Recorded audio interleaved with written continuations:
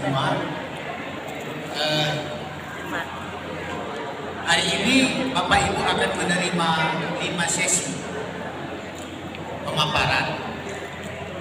Yang pertama saya dulu yang memberikan pemaparan tentang paten. Jadi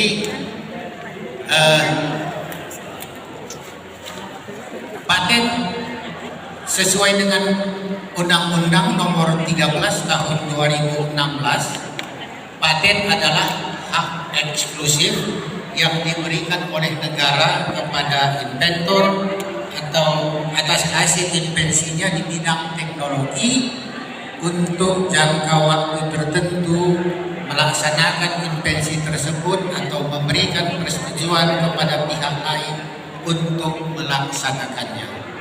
Itulah definisi paten menurut Undang-Undang Nomor 13 Tahun 2016. Berbicara tentang paten, maka kita berbicara tentang hak. Itu yang pertama. Yang kedua, berbicara tentang UUD, ujung-ujungnya duit. Berbicara tentang hak, tadi sudah dijelaskan definisinya. Hak yang diberikan oleh negara kepada inventor.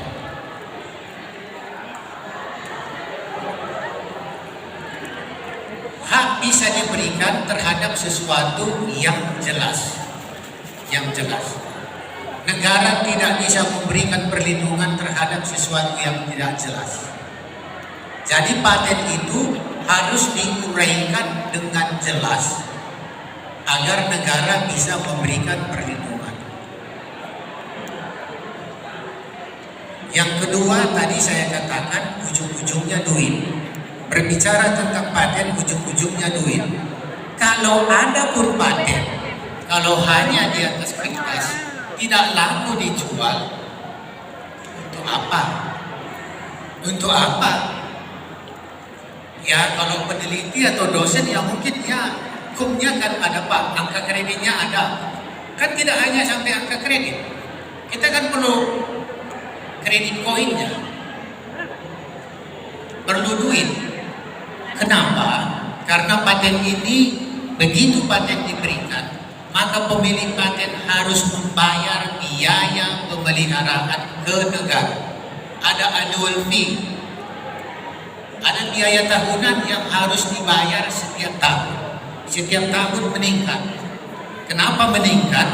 Karena dianggap semakin lama pemilik paten tersebut semakin banyak mendapat untung. Jadi dia harus bayar setiap tahun makin tinggi kepada negara. Jadi kalau ada anggapan, udah bikin aja dulu penelitiannya, nanti kita minta paten. Harus dipikirkan lebih lanjut. Paten itu ada biaya pemeliharaannya. Masalah sekarang yang dituntut BPK, ini patennya sudah diberikan sertifikatnya, harus bayar ke negara biaya pemeliharaan. Kalau patennya diurus oleh universitas, nanti akan ditagih biaya pemeliharaan ke universitas. Jadi itu bisa memberatkan universitas kalau paten-paten tersebut tidak laku dijual. Ini harus Bapak pikirkan, jangan asal sudah dapat paten ya sudah, tidak sampai di situ. Dapat paten harus memiliki nilai jual. Artinya harus laku dijual agar kita mendapatkan uang. Oke, selanjutnya paten itu hak yang diberikan oleh negara. Sudah saya jelaskan tadi. Untuk diberikan oleh negara, maka pengungkapannya harus jelas. Jadi perlindungan akan diberikan oleh negara terhadap sesuatu yang jelas. Kalau tidak jelas, tidak mungkin diberikan perlindungan. Oke, selanjutnya perlindungan diberikan kepada inventor atas invensinya. Terus invensi yang bagaimana? Invensi khusus di bidang teknologi. Selanjutnya kalau kita sudah mendapat paten, maka kita berhak melarang orang lain. Melarang orang lain. Karena kita sudah diberikan negara hak. Selanjutnya diberikan dalam jangka waktu tertentu. Paten itu ada dua, paten biasa dan paten sederhana. Paten biasa perlindungannya 20 tahun dihitung dari filing date. Filing date itu tanggal penerimaan. Jadi paten itu ada juga dua tanggal, tanggal pendaftaran dan tanggal penerimaan. Tanggal pendaftaran itu tanggal kita daftarkan. Kalau saat kita daftarkan, semua persyaratan formalitas yang diminta sudah dipenuhi, maka hari itu juga kita mendapat filing date, tanggal penerimaan. Tanggal pendaftaran, tanggal penerimaan. Jadi paten biasa perlindungannya 20 tahun, kalau paten sederhana perlindungannya hanya 10 tahun. Paten biasa dan paten sederhana tidak boleh diperpanjang. Berbeda dengan merek. Merek diberikan selama 10 tahun, 6 bulan sebelum masa berakhir bisa diminta perpanjangan waktu 10 tahun lagi dengan membayar biaya. Oke? Sampai di sini ada pertanyaan? Kalau tidak saya lanjutkan. Oke? Ya? Nah, tadi kita bicara paten itu adalah suatu invensi. Kalau dulu namanya suatu penemuan. Nah, sekarang beralih namanya menjadi suatu invensi yang berasal dari bahasa Inggris invention. Invention. Dalam bahasa Indonesia diterjemahkan invensi. Adalah ide inventor yang dituangkan ke dalam suatu kegiatan pemecahan masalah yang spesifik, yang khusus ya, di bidang teknologi, dapat berupa produk atau proses, atau penyempurnaan dan pengembangan produk atau proses. Ini diatur pasal 1 Undang-Undang Nomor 13 Tahun 2016 tentang paten. Oke? Jadi kegiatan pemecahan masalah dalam bidang teknologi, di luar teknologi tidak boleh masuk ke paten. Itu mungkin hak cipta, mungkin merek, mungkin desain industri, dan indikasi geografis dan sebagainya. Oke? Ya, lanjut. Nah, ini contoh pengembangan teknologi di bidang paten. Ini setrikaan. Setrikaan. Nah, ini setrika yang bahannya semua dari logam, dari besi. Dia agak besar. Jadi dia supaya licin dia harus berat. Ya, terbuat dari logam berat, jadi untuk melicinkan dia harus berat. Baru berkembang.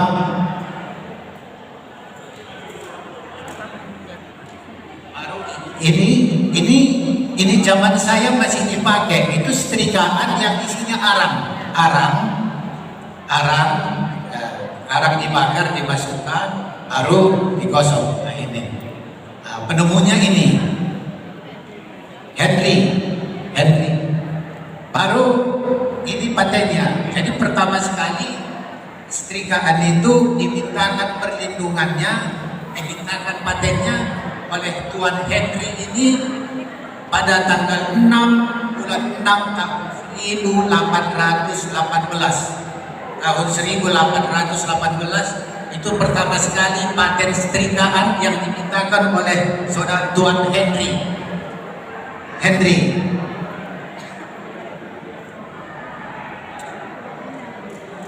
Sampai sekarang ini sudah menggunakan listrik dan ada juga ini menggunakan setrika uap.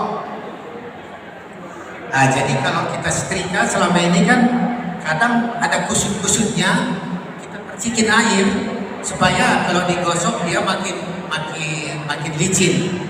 ini ada setrikaan yang langsung keluar dulu airnya baru disetrika, jadi dia akhirnya bagus.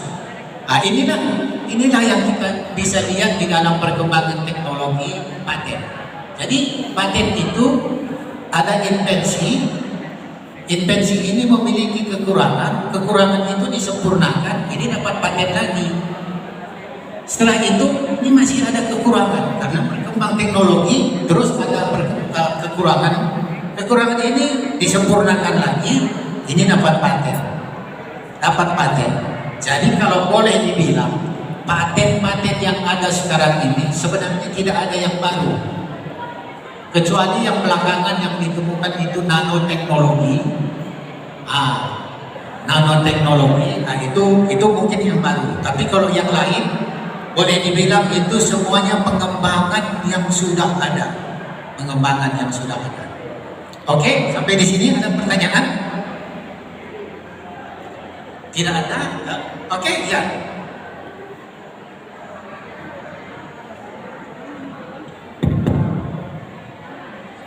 Mic-nya.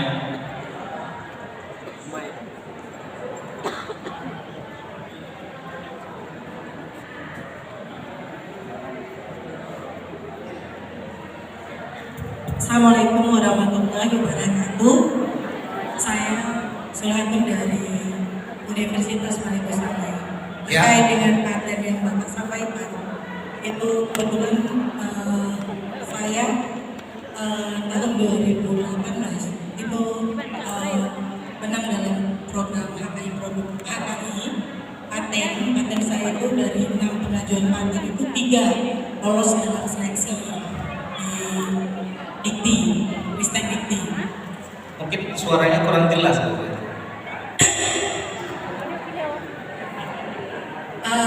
Pada tahun 2018 dari penelitian yang saya lakukan dari tahun 2014 sampai sekarang itu saya bisa menghasilkan 8 paten dengan 1 merek, dan 2018 saya mengikuti program Dikti, yaitu saya memperoleh hibah paten Uber HKI yang terbaru.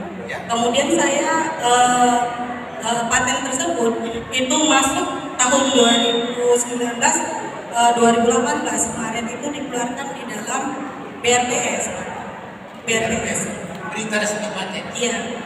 Dan kemudian pada saat revise-nya saya sedang studi di S3 USU, itu karena kesibukan. Kemudian ada jadwal pengeluaran yang diwarnai oleh pihak Menkumham. Ya. Itu saya ibaratnya terima surat itu Maret, tetapi deadline-nya untuk revise itu bulan 2. Bulan 1 itu dikeluarkan oleh Menkumham. Sehingga dari 3 paten itu, tahun 2020, waktu saya menang dalam HKI produktif yang diselenggarakan oleh Ristek Dikti, itu nominator itu masuk Universitas Malikusama, itu masuk 2 paten saya dalam HKI produktif.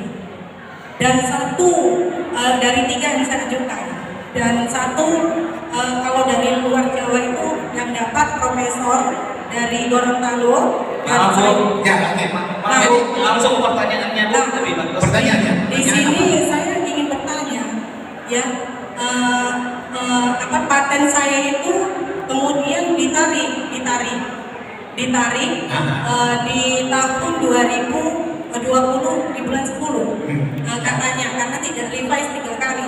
Nah, kemudian tahun 2001 itu 2 kali juga ditarik revise, padahal penelitian kita lakukan 8 tahun untuk mendapatkan 8 paten dari 3 yang sudah masuk. Nah, pertanyaan saya, apa yang harus saya lakukan, Pak?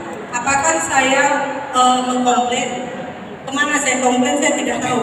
Yang kedua, apakah saya mengajukan paten ulang?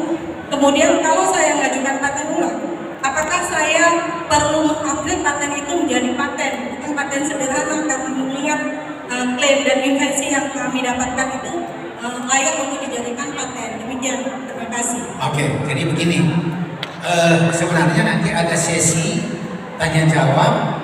Jadi saya mau yang saya paparkan itu ada yang tidak jelas, itu bisa bertanya. Tetapi kalau ada permohonan yang lain, misalnya Saya sudah pernah mengajukan paten, sekarang saya mau tahu prosesnya sudah sampai di mana, nanti ada waktu kita untuk diskusi. Tetapi begini jelas, kalau patennya sudah ditolak, ibu itu sudah finish, tidak ada lagi bisa dilakukan apa-apa. Kalau ibu mau melakukan kembali permohonan baru, permohonan yang sudah ada harus ditingkatkan. Tadi kan ini sudah pernah, ini kelemahannya apa? Sehingga ini bisa dapat paten nanti. Tapi kalau sama dengan yang awal, sudah tidak bisa, itu sudah final, sudah selesai. Jadi kalau mau, ini di-improve, didaftar lagi dengan membayar di kantor paten. Ya, itu yang bisa saya kasih tahu. Jadi sekali lagi, saya jelaskan di atas. Kalau yang saya jelaskan kurang jelas, itu yang boleh ditanyakan. Kalau ada yang lain, nanti ada waktu. Kita ini jam 4 sore, jangan 4 sore. Kami ada 3 orang dari paten, apapun bisa ditanyakan. Kita bisa langsung kontak ke kantor di Jakarta melalui komputer di sini. Nah, kalau masalah sampai sejauh mana paten saya sudah 3 tahun, ini belum ada kabar beritanya, nanti bisa kita lihat di sana. Sudah sejauh mana prosesnya. Oke? Oke, ya. Waktu saya terbatas sekali. Nanti kalau ada pertanyaan-pertanyaan yang lain, oke, kita lanjutkan. Mungkin bagusnya Pak kita lanjutkan pemaparan nanti sesi diskusi nanti setelah selesai pemaparan. Oke, lanjut Pak. Ini invensi tidak mencakup. Invensi yang tidak mencakup artinya ada juga invensi yang tidak bisa dimintakan perlindungan paten. Ada. Ini pasal diatur di dalam pasal 4 Undang-Undang Nomor 13 Tahun 2016 itu kreasi estetika. Estetika itu kita perlu tahu itu berhubungan dengan seni. Estetika itu tidak boleh. Baru skema, gambar apa semua itu juga tidak boleh. Baru aturan dan metode untuk melakukan kegiatan yang melibatkan mental, yang berhubungan dengan mental, itu juga tidak boleh. Baru permainan, ada permainan, itu juga tidak boleh. Baru ada bisnis, metode bisnis tidak boleh juga. Baru aturan dan metode yang hanya berisi program komputer. Program komputer itu masuk ke hak cipta. Baru persentase mengenai suatu informasi. Ada informasi dipresentasikan, itu juga tidak masuk ke paten. Baru temuan atau discovery berupa penggunaan baru untuk produk yang sudah ada dan sudah dikenal, atau bentuk baru dari senyawa yang sudah ada yang tidak menghasilkan peningkatan khasiat yang bermakna dan terdapat perbedaan struktur kimia yang terkait sudah diketahui dari senyawa tersebut. Ini produk-produk yang tidak bisa dimintakan perlindungan paten. Oke? Lanjut. Ada invensi yang tidak mencakup, ada invensi yang tidak bisa diberi. Jadi invensi itu akan diberikan, invensi itu tidak bisa diberikan kalau dia proses atau produk yang pengumuman dan penggunaan atau pelaksanaannya bertentangan dengan undang-undang yang berlaku, bertentangan dengan moralitas agama, bertentangan dengan ketertiban umum, bertentangan dengan kesusilaan. Itu tidak boleh. Tidak boleh diberi paten. Baru ada lagi invensi metode pemeriksaan, misalnya pemeriksaan kesehatan, perawatan kesehatan, pengobatan, atau pembedahan. Jadi kalau dokter melakukan pembedahan dengan langkah-langkah seperti ini, itu tidak boleh dimintakan dengan paten. Baru teori dan metode di bidang ilmu pengetahuan dan tematika, dan paten tentang semua makhluk hidup, itu juga tidak boleh. baru proses biologis yang esensial untuk memproduksi tanaman atau hewan, kecuali proses non biologis atau proses mikrobiologis. Inilah semua intensi yang tidak bisa diberikan paten yang diatur di pasal 9 Undang-Undang Nomor 13 Tahun 2016. Oke? Lanjut, Pak. Jadi paten itu sebenarnya ada tahapan. Pertama ada ide. Saya ada ide. Saya punya ide, lalu saya coba searching maksudnya penelusuran atau pencarian di Google, di internet, apakah sudah ada invensi yang sesuai dengan ide saya. Kalau tidak ada, berarti baru saya melakukan penelitian. Setelah dilakukan penelitian, baru diperoleh hasil penelitian tersebut berupa pemecahan masalah di bidang teknologi, baru itu didaftar, filing paten, didaftarkan patennya di kantor paten, baru high probability to be protected.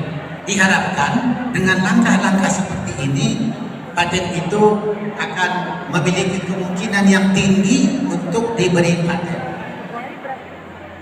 Jadi ada tahapan, karena nanti paten ini kalau sudah diberikan harus laku dijual. Jadi kan sekarang juga kita harus berpikir kira-kira 5-10 tahun ke depan apa penelitian saya ini yang kira-kira bisa laku dijual di pasaran. Harus ada arahnya ke sana, jangan asal melakukan penelitian sudah dapat sertifikat paten nggak tahu ini mau dikemanakan, nggak tahu. Sedangkan biaya tahunannya harus dibayar. Wah, repot ini. Dari mana uang bayarnya kalau tidak menghasilkan uang? Oke? Ya.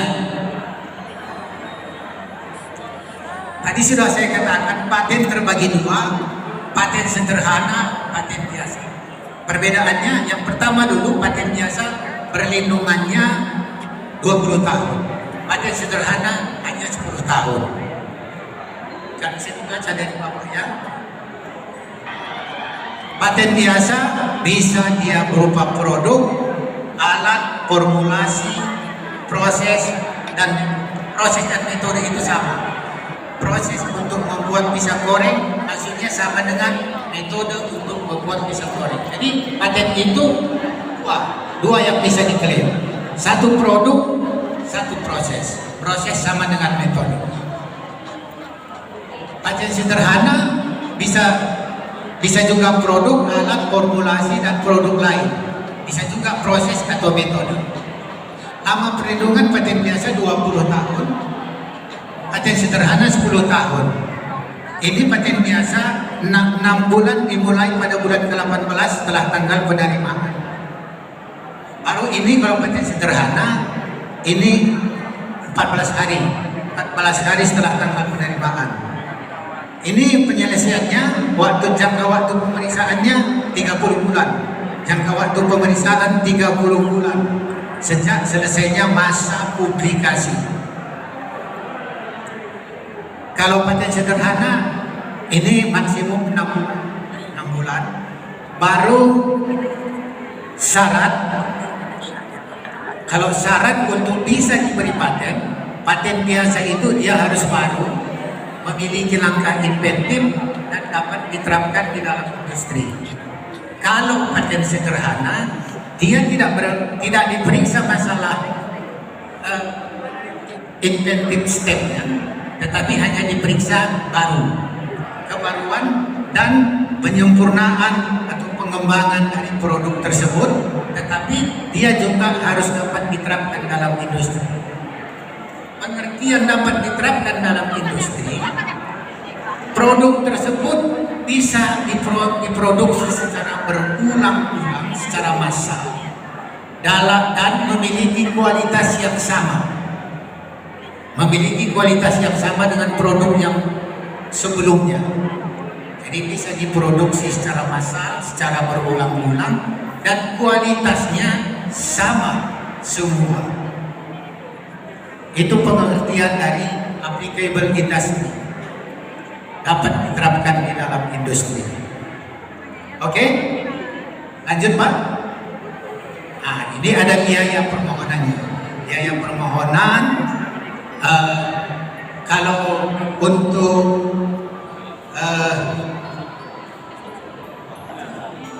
dari sini ke atas itu paten biasa, ini ke bawah paten sederhana. Kalau paten biasa dari UMKM dia 350.000, tetapi kalau tidak melalui UMKM biaya pendaftarannya 1.250.000. Jadi pemerintah memberikan keringanan kepada paten biasa maksudnya untuk UMKM untuk meningkatkan permohonan paten di bidang UMKM. Kalau bidang paten biasa ini boleh dipercepat pengumumannya dengan membayar biaya 400.000. Paten sederhana kalau UMKM-nya 200.000, tetapi kalau umumnya yang dari umum 800 dan biaya pemeriksaan 500.000. Di sini tadi pemeriksaan substantif untuk paten biasa ada 3 juta.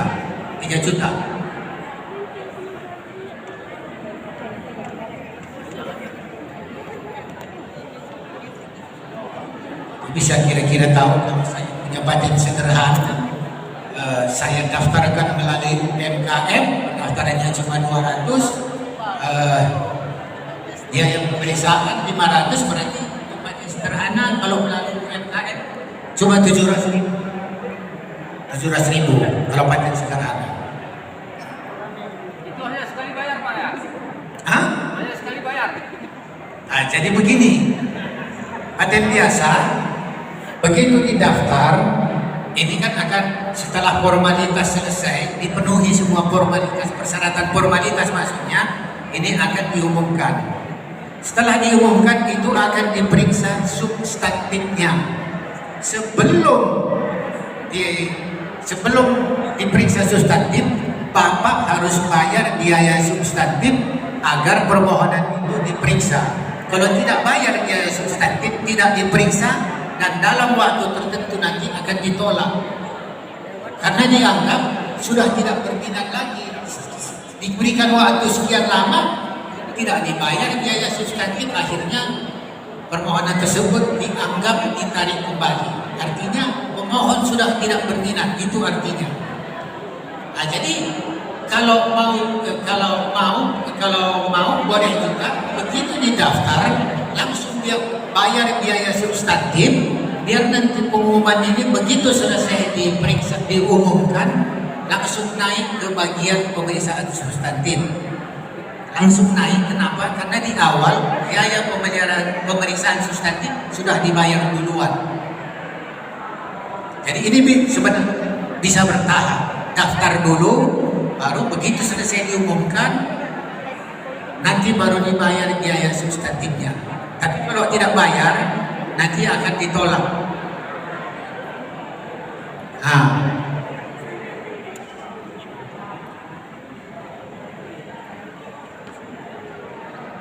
Oke? Ini biar Bapak Ibu tahu berapa biayanya.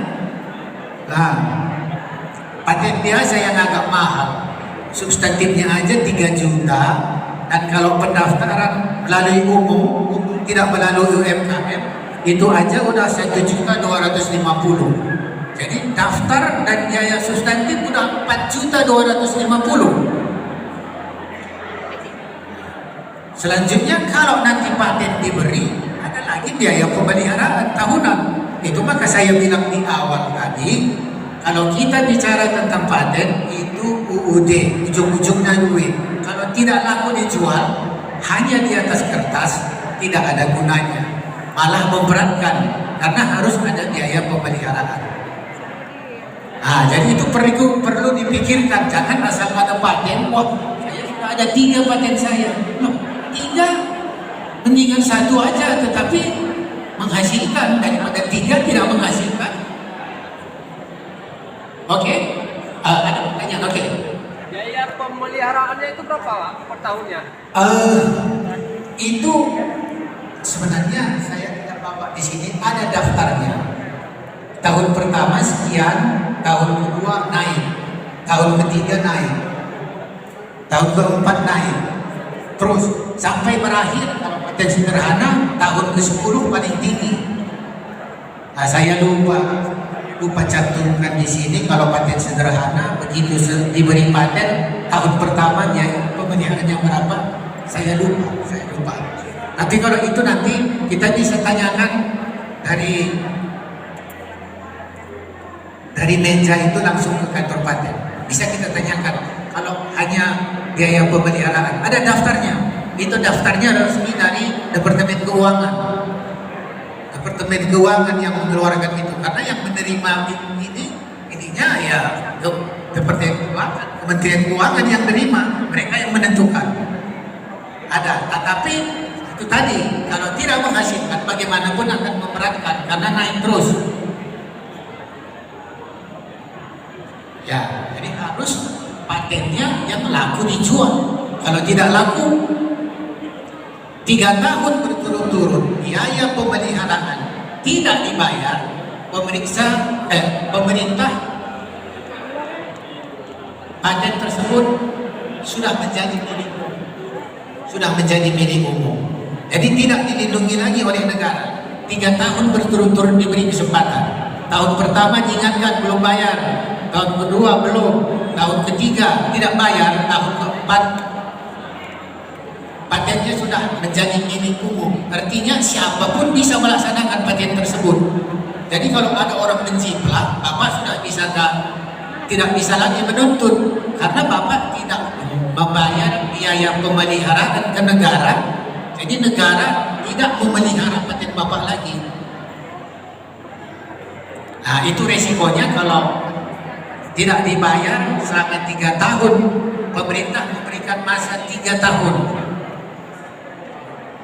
Menunggu 3 tahun masih bisa dibayar, tapi tahun keempat juga belum dibayar, ya udah. Oke? Yang penting yang lain paten, yang ini nggak usah dipikirin dulu.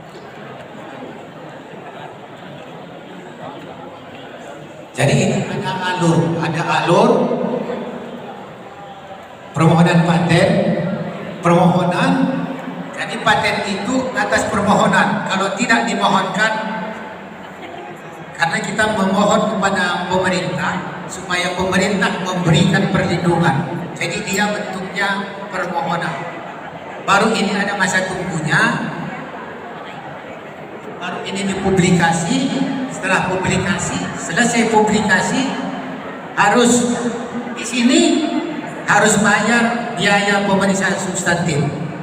Masuk ke sini harus bayar biaya pemeriksaan substantif yang tadi kalau paten biasa 3 juta, yang paten sederhana 500.000. Setelah publikasi dan pemeriksaan substantif biayanya sudah dibayar, baru masuk pemeriksaan substantif. Pemeriksaan substantif maksudnya diperiksa kebaruannya. Invensi tersebut diperiksa kebaruannya. Pengertian kebaruan di seluruh dunia, apakah sudah ada invensi sebelumnya selama ini atau tidak. Jadi bukan berarti kalau Bapak daftar di Indonesia, dokumen pembandingnya hanya paten-paten atau jurnal-jurnal atau seminar-seminar yang ada di Indonesia. Tidak, dari seluruh dunia harus dilihat. Jadi kantor paten kita bisa akses dokumen ke Korea, ke Jepang, ke China, ke kantor paten Eropa, kantor paten Australia, kantor paten Kanada, kantor paten Amerika, dan kantor-kantor paten yang lain. Nah, jadi untuk memeriksa kebaruannya, apakah itu akan diperiksa di seluruh dunia, apakah sudah ada seperti ini atau belum. Kalau tidak ada, berarti baru. Setelah baru dia melangkah ke langkah inventif. Langkah inventif artinya begini, dengan adanya kebaruan tersebut, dia menimbulkan efek yang menguntungkan secara teknologi.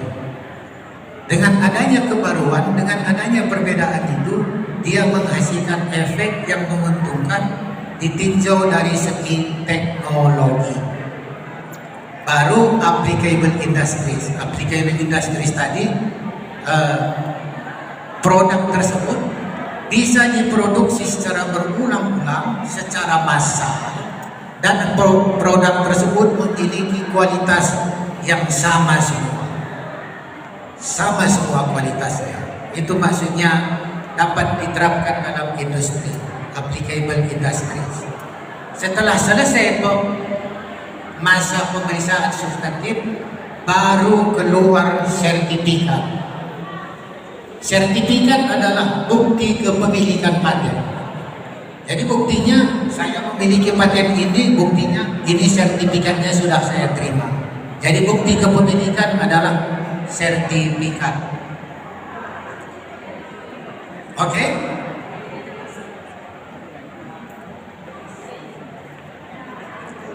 Ini beberapa prinsip. Jadi ada beberapa prinsip di dalam perlindungan paten. Yang pertama, pemeriksaannya universal. Itu yang saya katakan tadi. Pemeriksaan ini akan dilakukan di seluruh dunia. Jadi semua permohonan-permohonan di seluruh dunia diambil untuk jadi dokumen pembanding.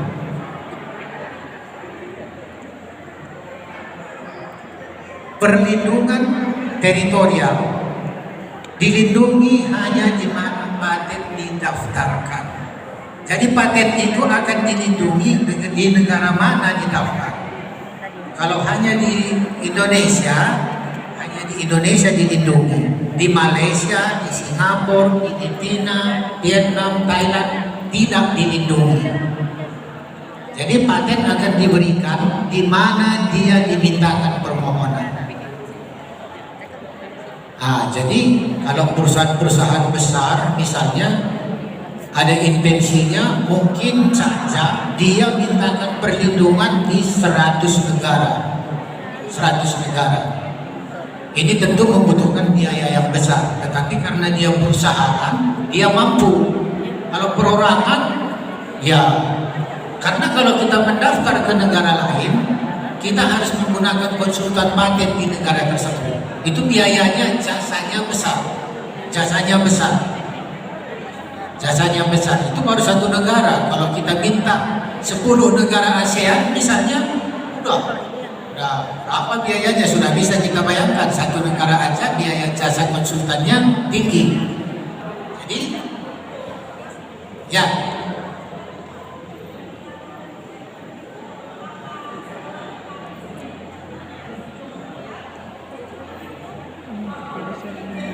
Tarigan, maaf Pak, kalau bisa pemaparan dulu Pak.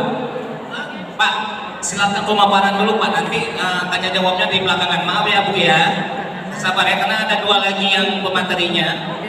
Mohon bersabar, disimpan dulu pertanyaannya.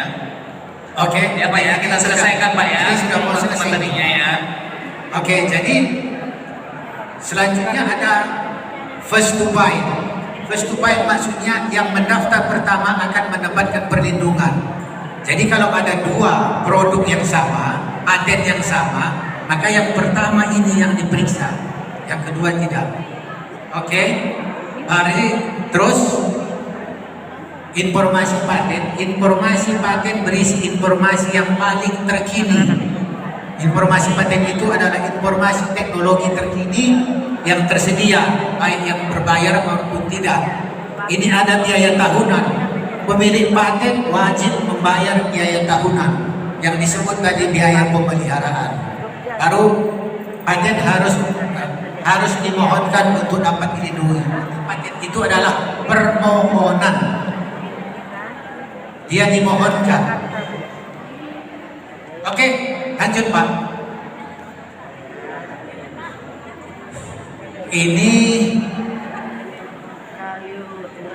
Ini statistik paten. Ini mungkin dari situ nggak bisa dibaca ini. Nah, mungkin nanti ada lebih lanjut, tetapi sebelum itu ini jumlah permohonan paten di Indonesia saat ini sekitar 12.000 permohonan. 12.000 permohonan. Dengan jumlah permohonan domestik itu baru 3.000 sampai 4.000 permohonan per tahun. Permohonan PCT domestik 2 sampai 4 permohonan per tahun. Jadi masih permohonan paten kita masih sedikit, 12.000 permohonan per tahun.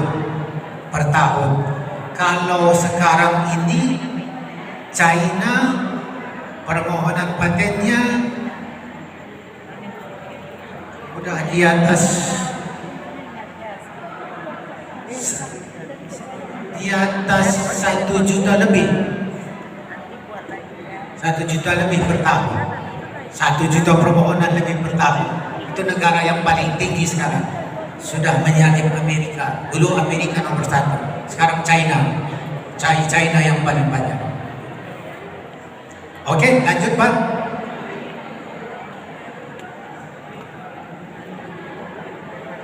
Ini data-data tahun 2015 permohonan domestik, maksudnya permohonan dalam negeri 1.302, luar negeri 7.500. Jadi kalau dari sini bisa kita lihat kantor paten itu menerima hampir 90% lebih permohonan dari luar negeri.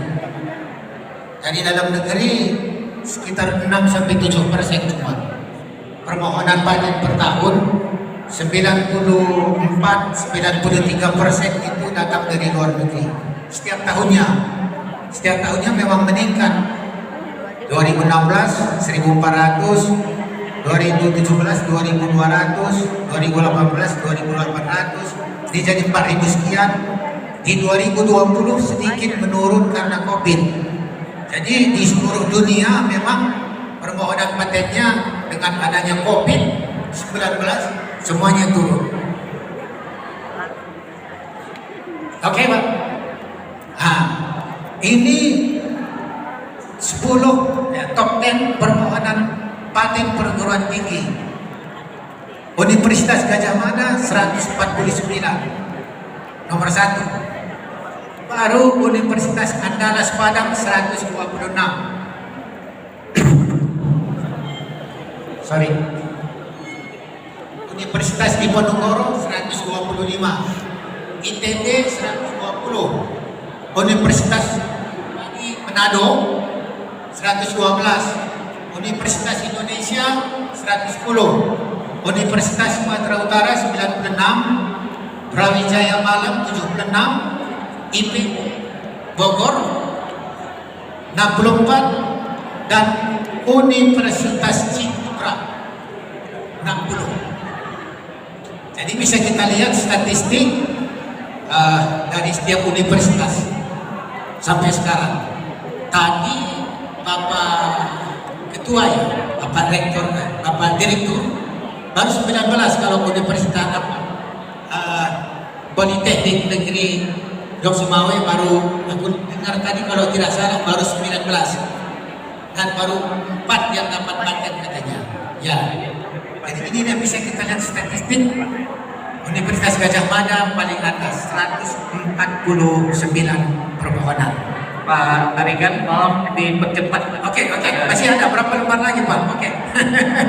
Pak, diperjelas sedikit Pak.